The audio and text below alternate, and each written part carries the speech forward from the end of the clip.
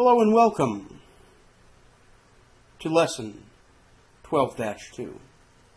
We are continuing on our discussion of an introduction to calculus, particularly limits. We're going to continue today with some examples of evaluating limits, and much of what we do for this chapter is going to center around the concept of a limit.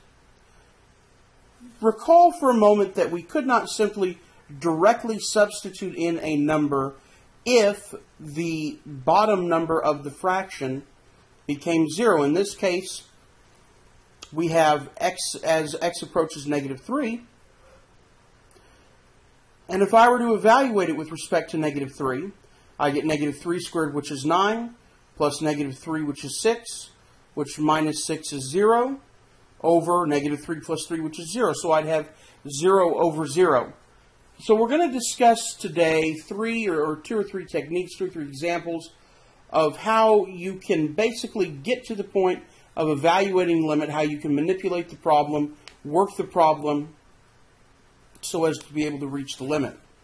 The first technique we're going to solve with is called the dividing out technique. What this technique tells us to do is that first, we're going to see if there is a component within the fraction that can be factored and eliminated. In this case, the numerator, x squared plus x minus 6, can be factored to x minus 2 times x plus 3. Now notice you've got an x plus 3 and an x plus 3. Both of them are numerator and denominator. So by doing so, I have a common factor that I can divide out, which now gives me the limit as x approaches negative 3, of x minus 2. So all I did here is I took my fraction, I factored out my numerator into two factors, and then simply divided and eliminated, which gave me the limit as x approached negative 3 of x minus 2. Now direct substitution will work. Minus 3 minus 2, which is negative 5, or negative 3 minus 2, which is negative 5. So once again, I looked for what do I have in common that I can factor everything, divide out the commonalities, and try direct substitution again.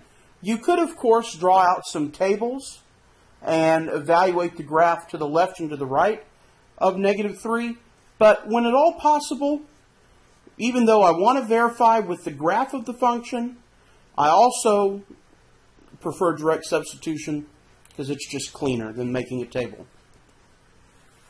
In this case, find the limit as x approaches 1 of quantity x minus 1 divided by quantity x cubed minus x squared plus x minus 1. Now, when I put in 1, I get 1 minus 1, which is 0. And in the bottom, I get 1 minus 1 plus 1 minus 1, which is also 0. Friends don't let friends divide by 0. Not that you shouldn't do it. You can't do that. It's mathematically incorrect. Makes math teachers want to slap people when we see it on paper. So what I'm going to do is I'm now going to factor what I can and see if it'll divide out. In this case, unlike the previous problem where the numerator could be factored, in this case we're dealing with the denominator. The denominator here can be factored. So I'm going to factor the denominator, and what I did is I factored out an x minus 1. Now, when you're dealing with a problem, you're probably thinking, well, how in the world did you know to take x minus 1 and make it times x squared plus 1? How in the world did you know that, Mr. Rhodes? That doesn't seem... How am I supposed to know that? What you can do is not just factoring out a denominator, but you are dividing out a common factor. And so, logically, if it is possible to factor, you could do what you learned in Algebra 2 and what we talked about earlier in the year, that being long division and synthetic division, to basically divide x minus 1 into x cubed minus x squared plus x minus 1. In which case you would get x squared plus 1 as your remaining term if you were to divide that into there, which is personally what I would recommend anytime I'm looking to divide out a factor and it's not just a simple trinomial that I can factor in my brain very easily. Then I would suggest dividing the smaller one into the larger one, because you're going to assume they must want me to try to factor that problem out. Okay, so once I do that, I get 1 over x squared plus 1, in which case the limit as x approaches 1. I can do direct substitution here, and I get 1/2, which makes it work. Now, another way to find it, the limit of some functions, is to rationalize the numerator of the function. It's called the rationalizing technique.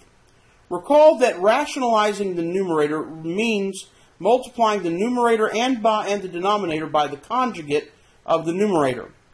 For example, the square root of the conjugate of the square root of x plus 4 is the square root of x minus 4. We really are going to do this in the case of rational expressions. In example 3, find the limit as x approaches 0 of, now you're doing the quantity, the square root of x plus 1 minus 1 divided by x. There's nothing that I can factor out here immediately. It will not work. I can't factor an x out of the top, and so I'm left with this. So what I notice, because I have a radical up here in the top, I'm going to multiply by the conjugate, which will just simply be the square root of x plus 1 plus 1. This sign will change. What I do to one side, I must do to the other, such as numerator and denominator. Thus, I multiply both top and bottom by the square root of x plus 1 plus 1. By doing so, I will get the square root, or I will get x plus 1 minus 1 divided by x times the square root of x plus 1 plus 1. Now notice then, the top simplifies. 1 minus 1 is 0. So I'm left with x over x times the square root of x plus 1 plus 1. Well, by doing so, my x's can be eliminated, which therefore gives me 1 over the square root of x plus 1 plus 1. And with the condition that x cannot equal 0. Because if the x equals 0, then back here, this portion of it with the x in the denominator by itself would have rendered that impossible. So now, because I have eliminated that, I can now have direct substitution, because these two things right here and right here are going to be the same. So now I can plug in what the limit as x approaches 0 in this equation down here, which gives me 1 over the square root of 0 plus 1 plus 1, or 1 over 1 plus 1, which is 1/2. So again, to rationalize, because I had a rational expression here in the top, I basically multiplied it by the conjugate. Once I multiplied by the conjugate, I did some simple simplification to eliminate terms, and really all I did here on top was I FOILed. Square root of x plus 1 times the square root of x plus 1, which gave me x plus 1. Because I have a minus and a plus, the two middle terms are eliminated, and then the last two terms, negative 1 times negative 1, or times positive 1, are negative 1. On the bottom, it's just x times this term. When I simplified the top, I got x. So the x's canceled. I was left with 1 over the square root of 1 plus 1. Plug in my limit term of what I'm going towards. X approaches 0, plug in 0, and it approaches 1/2. And you would, of course, want to plug the original function right here into your graphing calculator to verify the function. On the test, what am I expect you're going to do? Both of them. If it's possible to rationalize, I want you to rationalize it out. I don't want you just to plug it in a calculator and get an answer. I want to see it numerically and algebraically.